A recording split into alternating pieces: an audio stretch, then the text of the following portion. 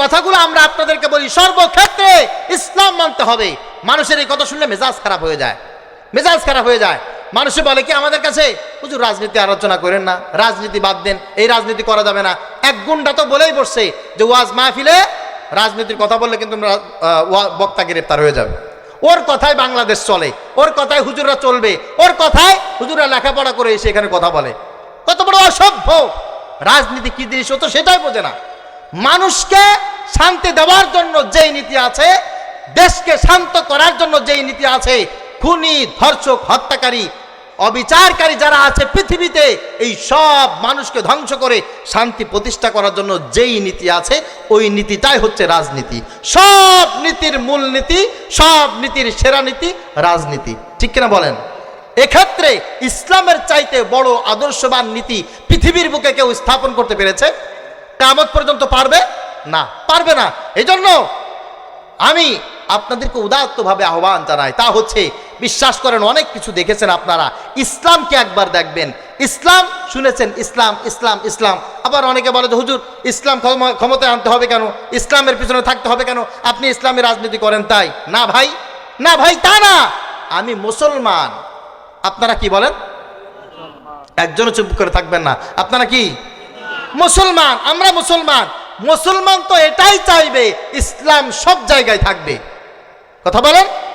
আমি মুসলমান, ইসলাম আমার মাথায় থাকবে, ইসলাম আমার গায়ে থাকবে, ইসলাম আমার পরিবারে থাকবে, ইসলাম আমার অফিসে থাকবে, আমার কলেজে থাকবে, সব জায়গায় থাকবে।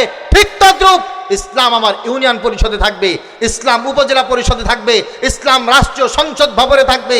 ইসলাম অনুযায়ী সবাই চলাফেরা করবে। এটা একজন মুসলমানের প্রাণের চাওয়া, কলিজার চাওয়া। এই চাওয়ার ভিতরে কোনো রাজনীতি তো আমি খুঁজে পাই না। আমার সারা জীবনের তামান্নাই হচ্ছে ইসলাম সব জায়গায় পালন করব। তো সব জায়গায় যদি পালন করতে হয়, ইসলামিক রাজনীতি প্রত্যেকের জন্য ফরজ।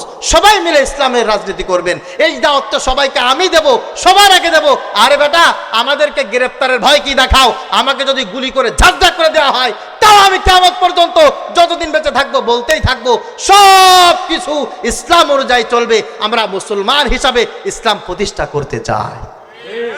এই আদর্শ আওয়ামী লীগের থাকা উচিত যদি তারা মুসলমান দাবি করে। এই আদর্শ বিএনপির থাকা উচিত যদি তারা মুসলমান দাবি করে। এই আদর্শ এরশাদ চাচার থাকা উচিত যদি তারা মুসলমান দাবি করে। যে মুসলমান সে চাইবে ইসলাম প্রতিষ্ঠা হোক সব জায়গায়, ঠিক কিনা বলেন?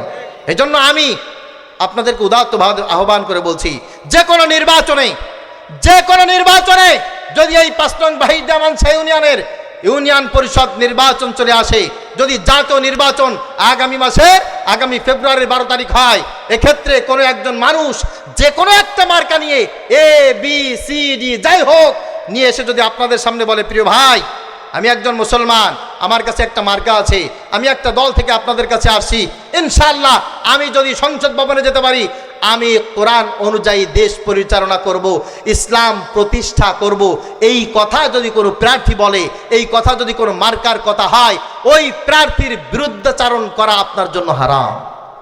ওই প্রার্থীকে সাপোর্ট দেওয়া, ওই মার্কায় ভোট দেওয়া আপনার জন্য ওয়াজিব, আপনার জন্য ফরজ। এটা কি রাজনৈতিক কথা বলেন? একজন মুসলমান ইসলাম প্রতিষ্ঠায় সে কথা বলবে না? একজন মুসলমান সে সব জায়গায় ইসলাম পালন করতে চাইবে না? কথা বলেন? 100% চাইবে। আমি তো সব জায়গায় ইসলাম অনুযায়ী চলতে চাই, কথা বলতে চাই।